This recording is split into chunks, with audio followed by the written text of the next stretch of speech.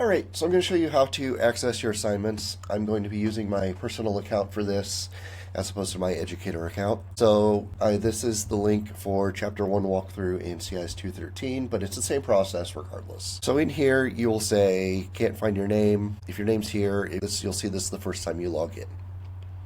For me, I'm just going to say skip to the next step, which is fine. So you'll see here, this is creating Chapter 1 walkthrough with my username appended to the end. That is going into IWCC CIT organization. I'm going to click accept this assignment. Some of you are actually seeing this, and that's fine, that's no problem. There are two ways you can do this. If you go to github.com/IWCC-CIT / and that name it created, if you hit enter here, you'll see it will bring you to this page here. The other option is if you click on your account name, you click up here on your name, you click on organizations, you will see here that I have the pending assignment for that as well.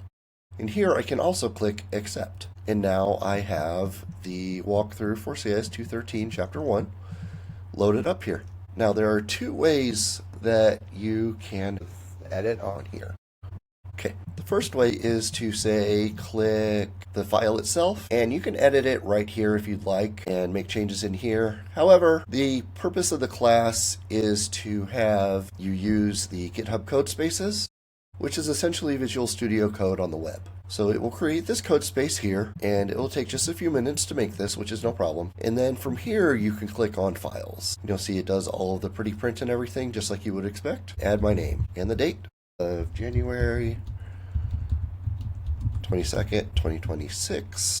And you see here, this is marked with an M, meaning that it has been modified. When you are in code spaces, the way that you need to save and sync your information in order for it to get back to where you are working is you need to click over here where it says source control. And in here, you can either click here to click stage changes, and if you do so, that means that it is ready to go. So then you can say updated HTML, and then you can click commit. The changes get synced. When you click again for sync, it will ask you, this will push commits to and from origin main. And you can say, okay, that's fine. That's what I want it to do.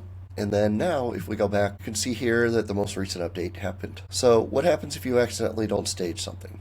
Let's say we'll add our name into this one. If you just leave it like this, once we come back here, you'll see that that actually hasn't made any changes yet. It's still set to the initial commit from when I uploaded it last month. If you want your stuff to actually get properly graded, you need to make sure that you commit and push. So we've made our change here. If we just go ahead and click here, we'll say updated JavaScript. If you forget to click the plus button to do staging, that's fine. If you click commit, you'll get this message here that says there are no stage changes to commit. If you say, would you like to stage all your changes and commit them directly? You either say yes or always, your choice. For ease of purposes, you can click always, and then you'll see here it goes back to sync changes. And now when we go back here, you'll see now that this has changed to 2 minutes ago, and this has changed to now. Again, if you need to get to your stuff, you can click organizations, you can click IWCC CIT, go down to repositories, and you can actually search for your username, and you can find your in here. This will be the same for CIS 134, CIS 207, and CIS 213. Thank you for listening. If you have any questions, please get back to me.